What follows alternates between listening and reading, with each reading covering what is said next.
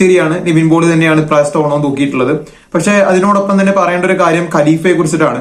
അപ്പൊ പറഞ്ഞു നമ്മുടെ ഓണവും കഴിഞ്ഞു, അതുപോലെ തന്നെ നമ്മുടെ ഓണത്തിന്റെ മെയിൻ ക്ലാഷുകളായിട്ടുള്ള മൂവീസും കഴിഞ്ഞു. അതിലിനി ഐ ആം ഗെയിം മാത്രമാണ്. ഐ ആം ഗെയിം പോസ്റ്റ്പോൺ ചെയ്തു, സെപ്റ്റംബർ 6-നാണ്. ഇനി അത് ആ സമയത്ത് നമുക്ക് പോയി കാണാം. ഇപ്പോ ഖലീഫ, അതുപോലെ ടോക്സിക്, ബത്ലഹീം കുടുംബ യൂണിറ്റ്, എല്ലാവരും ബത്ലഹീം കുടുംബ യൂണിറ്റ് നിവിൻ പോളി തൂക്കി, ഓണം തൂക്കി എന്നൊക്കെ പറയുന്നുണ്ട്. ശരിയാണ്, നിവിൻ പോളി തന്നെയാണ് ഇപ്രാവശ്യത്തെ ഓണം തൂക്കിയിട്ടുള്ളത്. പക്ഷെ അതിനോടൊപ്പം തന്നെ പറയേണ്ട ഒരു കാര്യം ഖലീഫയെ കുറിച്ചിട്ടാണ്. ഖലീഫ ഇത്രയും അധികം ഹെയ്റ്റ് എന്തുകൊണ്ട് വരുന്നു എന്ന് എനിക്ക് മനസ്സിലാവണില്ല. കാരണം ഞാൻ ഖലീഫ കണ്ടൊരു വ്യക്തിയാണ്. ഖലീഫ കണ്ടിട്ട് എനിക്ക് പേഴ്സണലി വളരെയധികം വർക്കായി പോയൊരു പടമാണ് ഖലീഫ. കാരണം ഞാൻ കുറെ ഹൈപ്പും കാര്യങ്ങളൊന്നും പ്രതീക്ഷിച്ചിട്ടല്ല പോയത്. ഒരു base script, mass action movie, ആ ഒരു സാധനത്തിൽ മാത്രം പ്രതീക്ഷിച്ചു പോയത് കൊണ്ട് തന്നെ എനിക്ക് വളരെയധികം ഇഷ്ടപ്പെട്ടു. പിന്നെ സിനിമയാണ്, പലർക്കും പല രീതിയിൽ ആവറേജ് എക്സ്പീരിയൻസും ബിലോ ആവറേജ് എക്സ്പീരിയൻസ് ഒക്കെ വരാം. പക്ഷെ ഇത് കണ്ടുവരുന്ന ഒരു പ്രവണത എന്ന് പറയുന്നത്, സിനിമ ഇറങ്ങി സ്വാഭാവികമായിട്ടും ഓരോരുത്തരുടെ അഭിപ്രായങ്ങൾ പറയാൻ തുടങ്ങി. സിനിമ മോശമാണെന്ന് അല്ലെങ്കിൽ ഒരു ആവറേജ് ആണെന്ന് ഒരു മെജോറിറ്റി ആളുകൾ പറഞ്ഞുകൊണ്ടിരുന്നു. അത് അവരുടെ ഒരു ഒപ്പീനിയനാണ്. പക്ഷെ അത് കേട്ടിട്ട് ഈ സിനിമ കാണാത്തവരും കൂടി അങ്ങോട്ട് കയറി പൃഥ്വിരാജിനെ ഹേറ്റ് ചെയ്യുക, അതുപോലെ ഖലീഫ എന്ന് പറഞ്ഞ മൂവിനെ ഹേറ്റ് ചെയ്യുക, ഇതൊക്കെയാണ് അവിടെ സംഭവിച്ചുകൊണ്ടിരിക്കുന്നത്.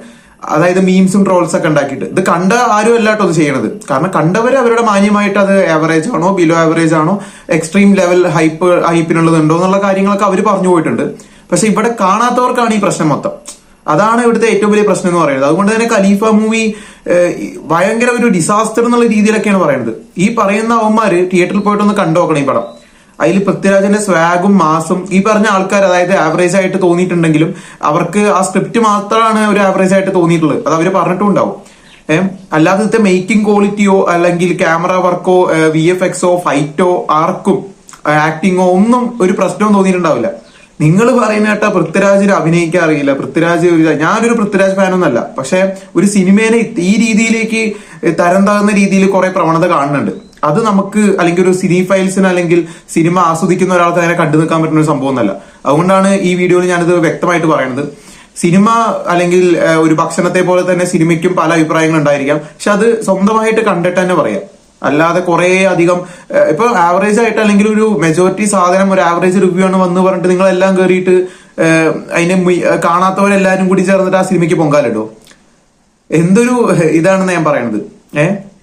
വല്ലാത്തൊരു അവസ്ഥയാണ് കേട്ടോ. അതൊക്കെ ഈ പറയുന്ന ഒമ്മരൊന്ന് പോയി പടം കണ്ടു നോക്കുക. അതുപോലെ തന്നെ എനിക്ക് പറയാനുള്ളത്, ഇത് കേട്ടുകൊണ്ടിരിക്കുന്ന സാധാ കുറെ ഓഡിയൻസ് ഉണ്ടായിരിക്കും. നിങ്ങളോടാണ് എനിക്ക് പറയാനുള്ളത്, നിങ്ങൾക്ക് താല്പര്യം ഉണ്ടെങ്കിൽ മാത്രം സിനിമ പോയി കാണാം. എന്റെ ഒരു അഭിപ്രായത്തിൽ നല്ലൊരു സിനിമയാണ്, എനിക്ക് ഇഷ്ടപ്പെട്ടു. ബാക്കിയുള്ളവരുടെ അഭിപ്രായത്തിൽ ഒരു ആവറേജ് ആണ്. എങ്ങനെ പോയാലും നിങ്ങൾക്ക് ഒരു ആവറേജ് എക്സ്പീരിയൻസ് എന്തായാലും കിട്ടും. നിങ്ങളൊന്ന് പോയിട്ട് കണ്ടിട്ട് തീരുമാനിക്കുക. വളരെ നല്ലൊരു മേക്കിംഗ് ആണ്.